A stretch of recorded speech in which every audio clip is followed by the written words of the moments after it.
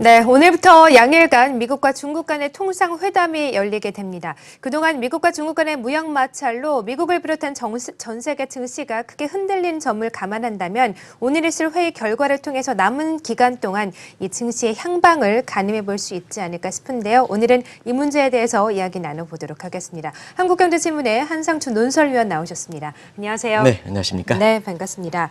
올해 들어 미국을 비롯한 전 세계 증시가 무역 분쟁 이슈에 따라서 크게 출렁거렸었는데요. 그 상황부터 다시 한번 말씀을 해주시죠. 네. 네. 지금 세계 증시에서는 세 가지 이슈가 있는 것 같아요. 네. 하나는 그 미중 간 통상 마찰 문제, 그 다음에 미국의 그 금리 인상 문제, 그리고 한반도 지정학적 위험 문제. 온도차가 있는데요. 국내 증시에서는 연일 그 남북 정상회담과 관련된 그렇죠. 얘기를 하고 있습니다는. 네. 국제적으로 보면은 오늘 그 FMC 결과에서도 이렇게 보여줬고 시장 흐름도 좀 이따 제가 설명드리겠습니다는 인플레 문제 그리고 가장 큰 이슈가 미중 간 그 통상 문제다 이렇게 보겠습니다. 네. 사실 그 미국 증시 같은 경우는 작년 것처럼 상승 탄력이 있을 때는 오늘 그 FMC 회의 결과를 이렇게 보면 일정 그래프를 제가 그 정 PD께서 보여주시면 제가 간단히 좀 말씀을 드리겠는데요. 일정 그래프 나오죠? 보면은 미국 증시가 그만큼 취약하다는 얘기를 좀 그러네요. 보여주시면 되겠습니다. 예. 그때 FMC의 시장에 비춰지는 내용에 따라서 네. 굉장히 출렁거렸죠. 네. 시청자 여러분, 한때는 2,400 이렇게 24,185까지 이렇게 올라가다가 마지막에는 상당히 많이 떨어졌죠. 그래서 사실 지난 오늘이 목요일이죠. 네. 이렇게 미국 시간으로는 수요일인데요.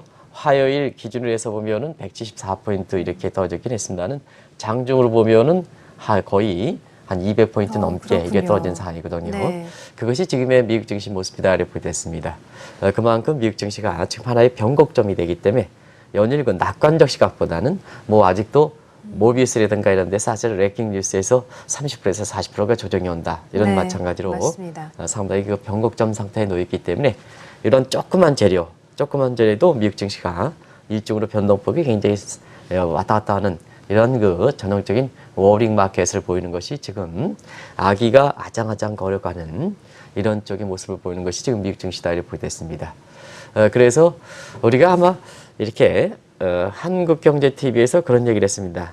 한반도 지정학적 위험 지정학적에서 많은 낙관량이 나오지만 사실상 월가에서는 그렇게 관심을 보이지 않고 있다. 네. 오히려 그 한반도 지정학적 위험에도 불구하고 월가에서 보면 다우존스 지수가 왜 떨어질까 하는 그런 내용 가지고 한번 방송을 해준 적이 있습니다. 네, 그렇죠. 그래서 남북 정상회담 이후에 미국의 다우존스가 계속해서 떨어지고 있죠. 네. 그 폭에 있어서는 하루마다 좀 다르긴 합니다는 오늘 최대폭으로 떨어졌는데요. 이런 것이 지금 한국과 관련된 지금 이렇게 보면은 남북 정상회담과 관련된 남북 경협 재료들 이렇게 보면요. 마치 여기서 나오시는 전문가들이 이렇게 다들 뭐 훌륭하다가 이렇게 평가할지 모르겠습니다는 사실 다른 사람들 다 존경하고 그럽니다는 마치 그분들이 얘기하는 것이 남북 통일이 된 것처럼 얘기하는 것 같아요. 그런데 국제 분위기는 상당히 다른 분위기다 이렇게 보겠습니다. 네.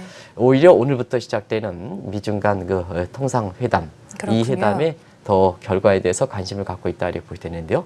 그만큼 첨예하게 대립되는 상태죠. 네. 뭐 아시겠습니다는 트럼프 정부는 중국의 무역 적자 축소를 통해서 미국의 그 무역 적자를 축소해야 11월 중간 선거에 무난히 넘길 수가 있는 이런 상태죠. 그래서 무역 적자를 굉장히 축소하기 노력하는데요. 작년엔 달러 약세 정책을 취했습니다는 이것이 무역 적자 축소하는데 도움되지 않았기 때문에 지금 달러 강세가 지금 나타나는 현상이거든요. 네.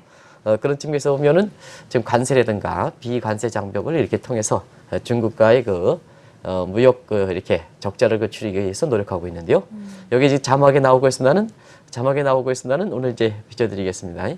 달러 인덱스를 비춰두고 있는데요. 자막 좀 보여주시기 바랍니다. 제 자막 좀 보였습니다. 사실 중국과의 무역 마찰은 올 들어서 게리콘 NEC 위원장이죠. 네. 전 위원장이 되는데요.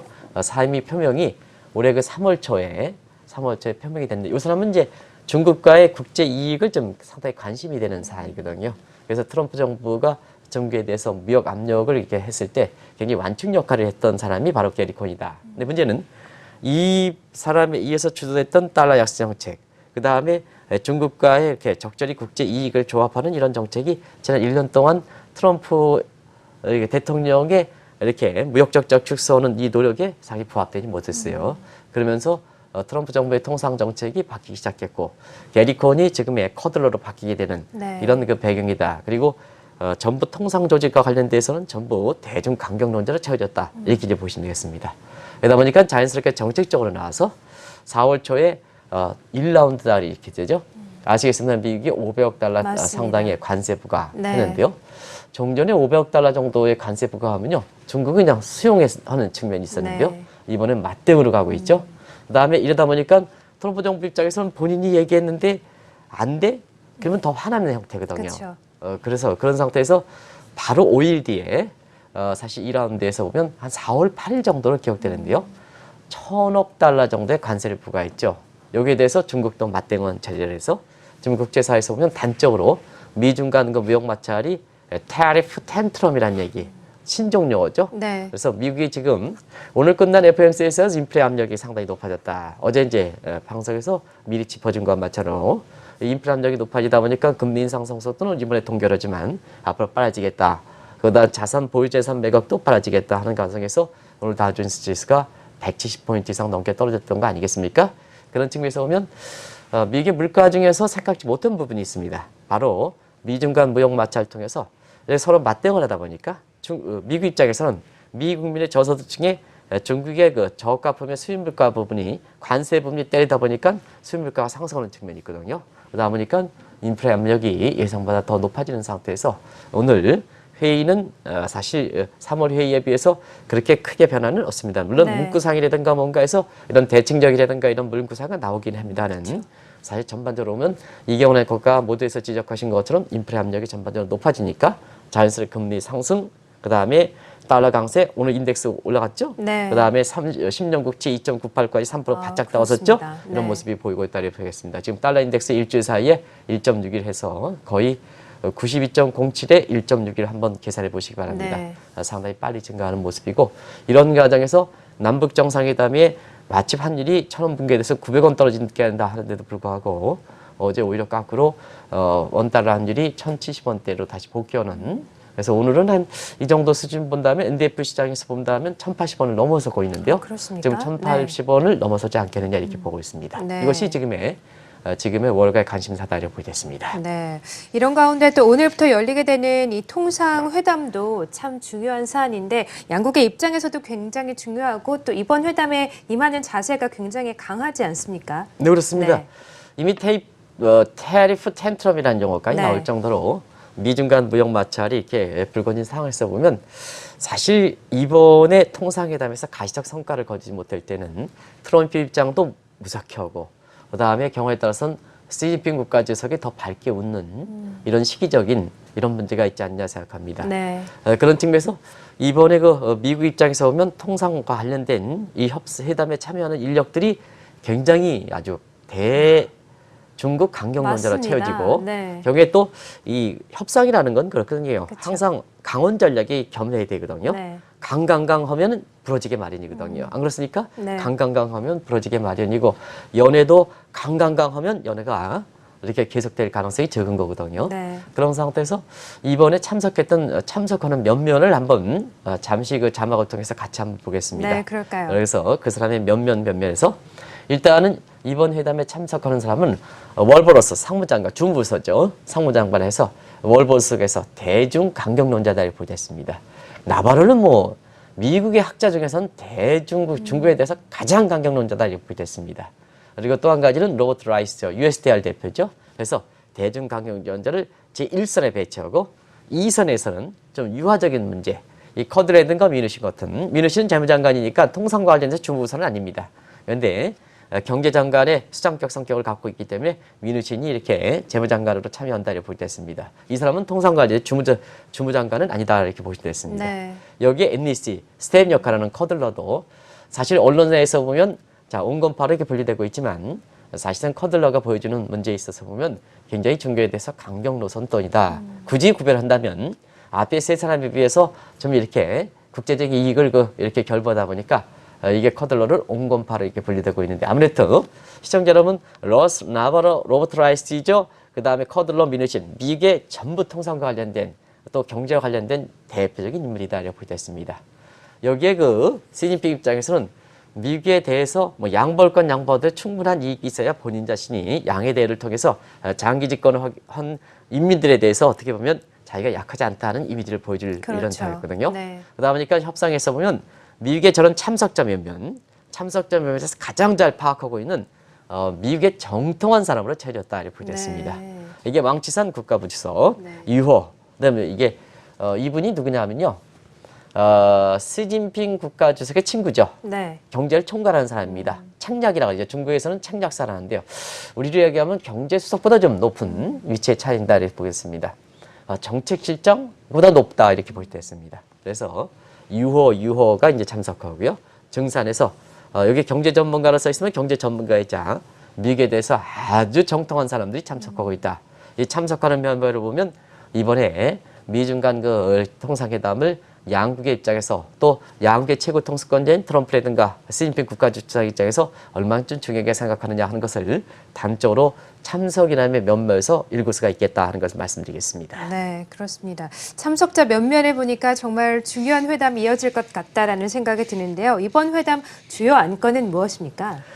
이번에 안건 같은 경우에는요. 네. 사실 국가 주석이 나서서 최고 통수권자가 나서서 할 만한 안건들은 아니기 때문에 그렇습니다. 네, 그렇군요. 이 트럼프 정부 들어와서 실무급 회담보다도 전부 트위터에서 전부 본인이 관장하는 입장이거든요. 네. 이 트럼프라는 분이 전형적으로 그런 입장이거든요. 그렇죠.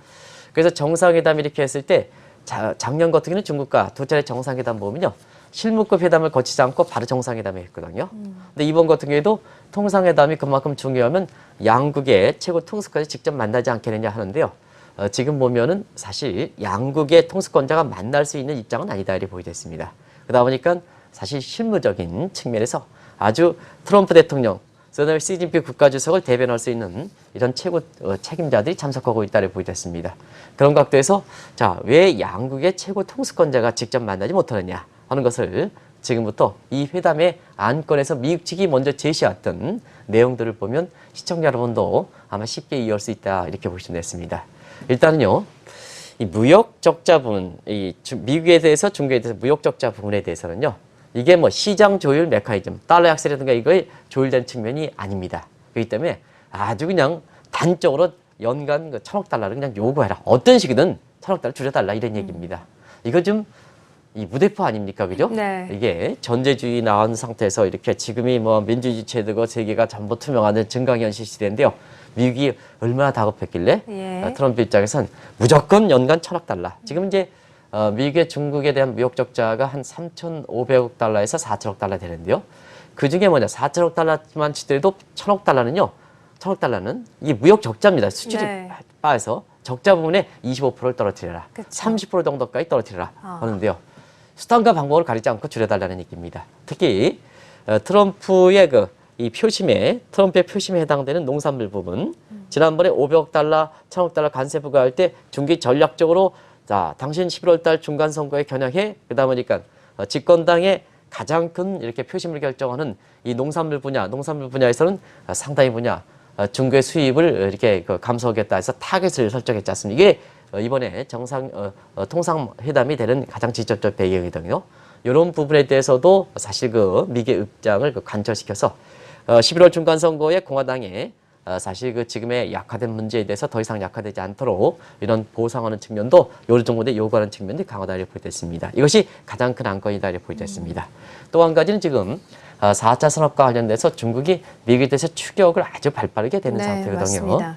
이게 4차 산업과 관련된 이런 여기서 자막에서 이제 나오겠습니다. 제좀 2028 계획, 2025 계획입니다.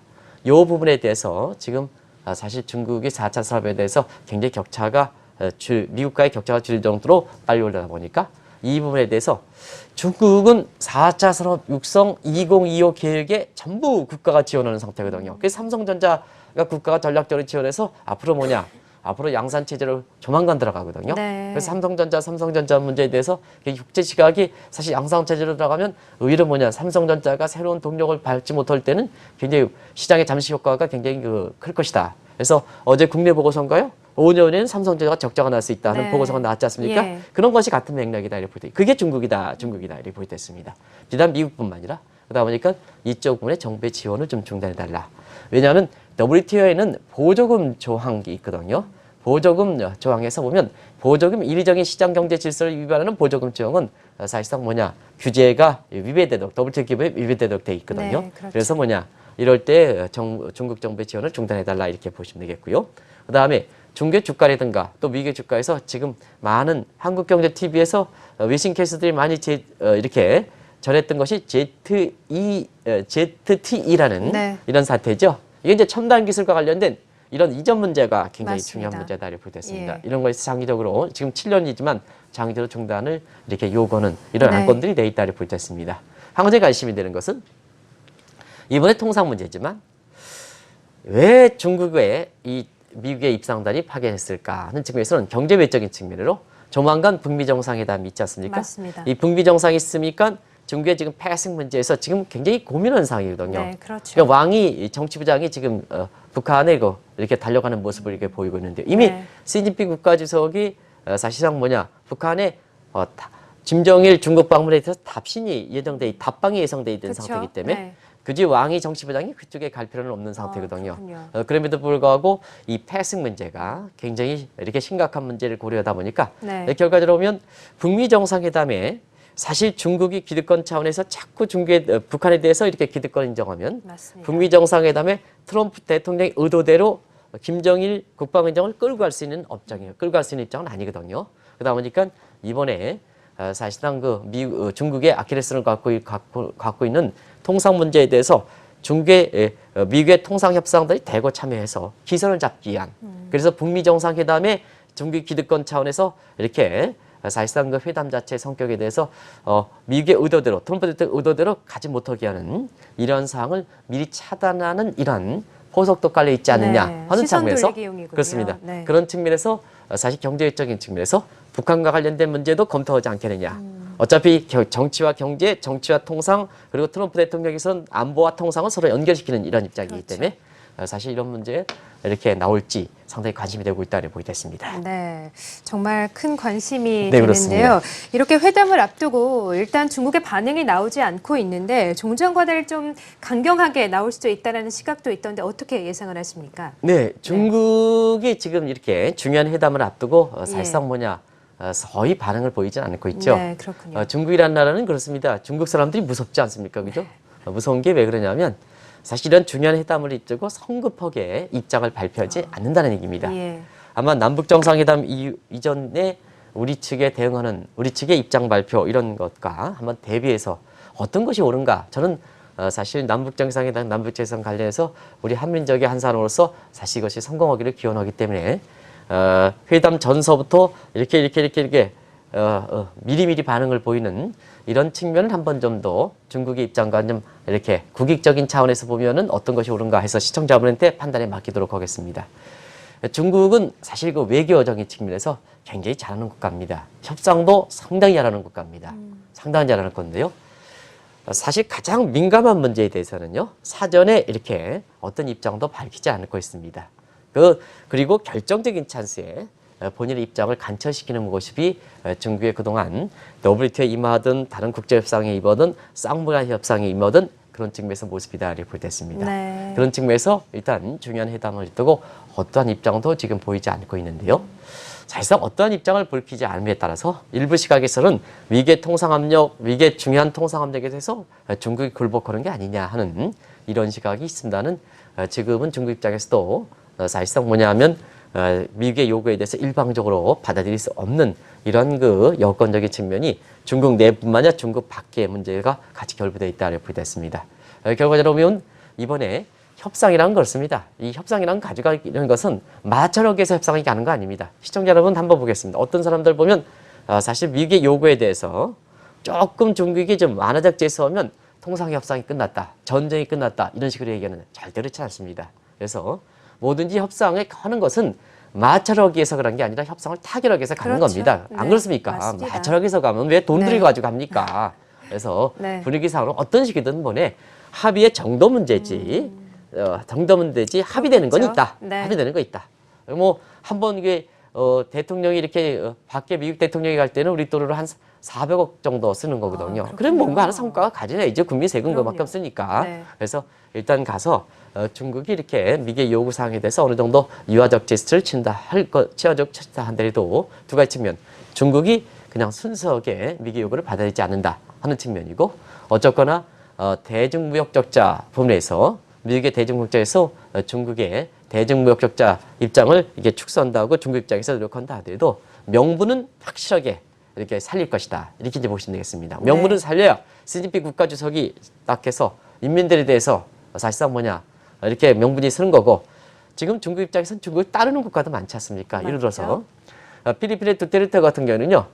김정은, 그 다음에 시진핑 국가주석, 이 사람을 오히려 트럼프보다 더 따르는 사람이거든요. 그런 사람들이 상당히 국가들이 많거든요. 네. 그런 국가에 대해서 힘을 보여줘야 사실상 그런 관계가 유지할 수 있는 그렇죠. 이런 상태거든요. 네. 그래서 어느 정도 중국이 내륙지도 한다 하더라도 확실한 명분은 얻지 않겠느냐 하는 것이 이번 회담 직전에 이렇게 나왔던 각종 통상과 관련된 전문가들의 시각이다 이렇게 볼 수 있습니다. 네, 그렇군요. 그렇다면 정말 시장의 기대처럼 이번에 통상 협상이 타결될 수 있을까 하는 점이 가장 기대가 되는데, 과거에는 어떻게 좀 이루어졌습니까?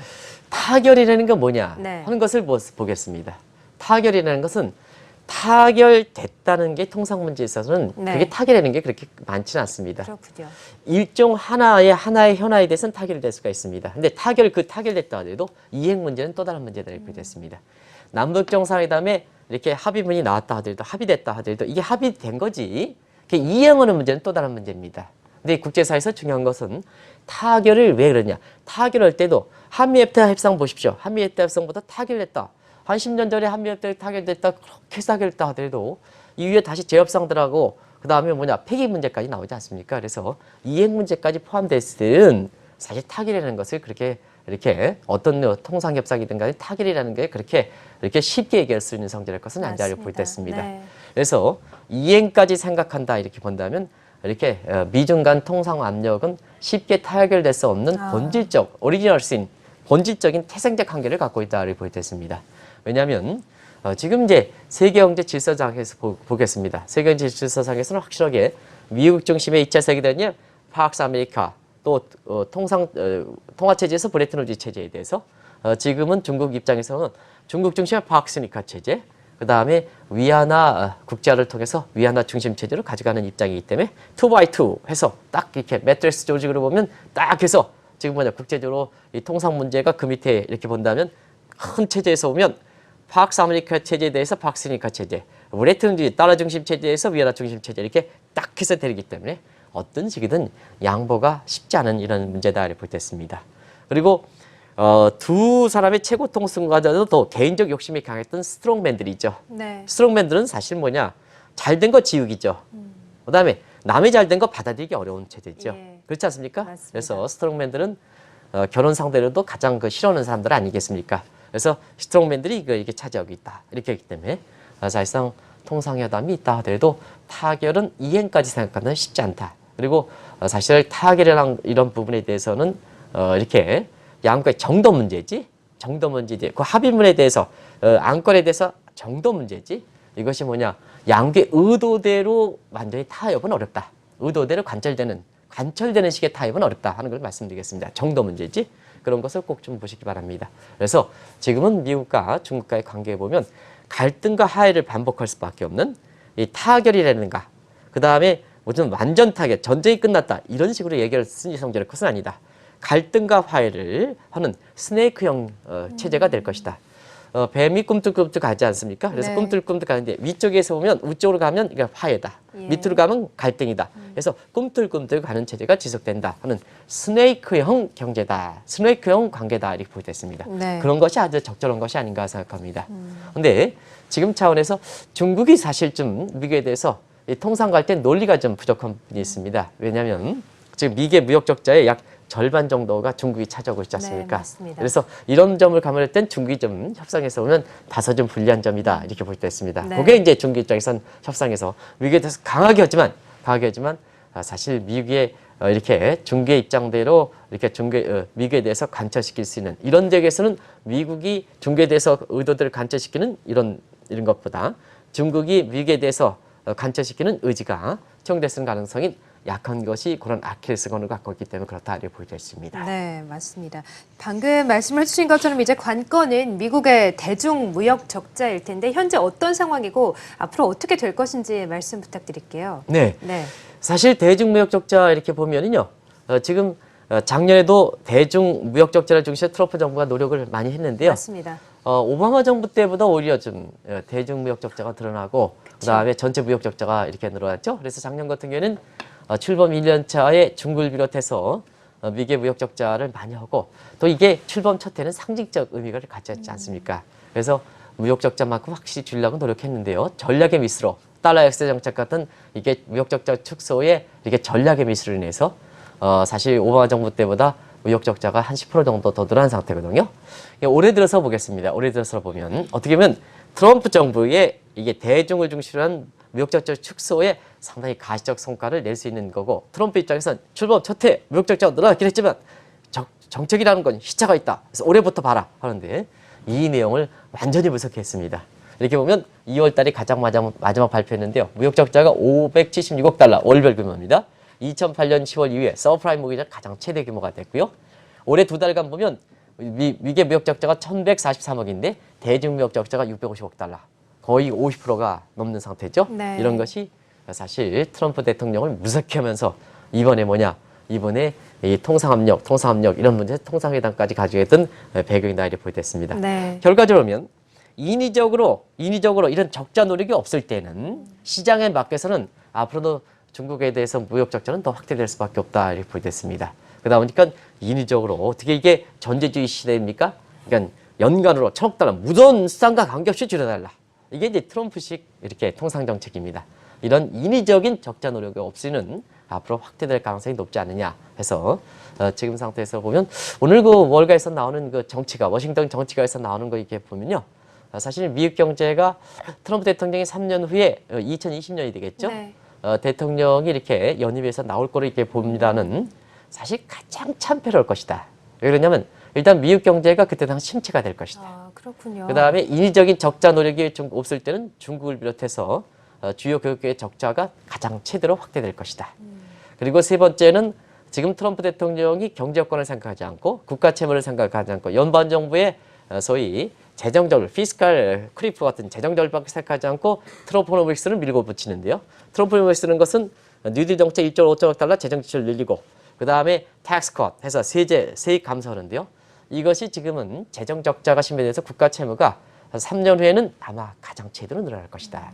그러면 경기 침체 대, 자, 그러면 무역 적자 확대 대, 재정 적자 확대 대, 국민 경제 입장에서 보면 사실 최근 걷기 확대돼 하는 인플레 문제가 불거지니까 네. 그러다 보니까 3년 후에는 아마 트럼프 대통령이 사실 연임에 나오기 위해서 재선에 나오기 위해서 노력한다 하더라도 참패를 기록할 것이다 하는 것이 지금 그래요? 워싱턴 정가에서 흘러나오는 거거든요. 네. 그 분위기를 사실 미중 간 통상회담에서 미국 입장에서 어떻게 될 것이냐 하는 이런 거고 북미 정상회담에서 어쩌거나 무리하게라도 사실 뭐냐 나름대로의 이렇게 결과가 이렇게 도출할 아주 긴박성에 놓여있던 것이 지금 이렇게 미국의 입장이다 이렇게 됐습니다. 그러다 보니까 트럼프 대통령이 사실 어디에 북미 정상회담을 선택할 것이냐 하는 측면에서 보면 그동안 싱가포르, 몽고 경우에 따라서는 이렇게 하지만 지금 상황에서는 극적 효과를 네. 노리기 위해서 지금 김정은 국방위원장과 문재인 대통령이 만나셨던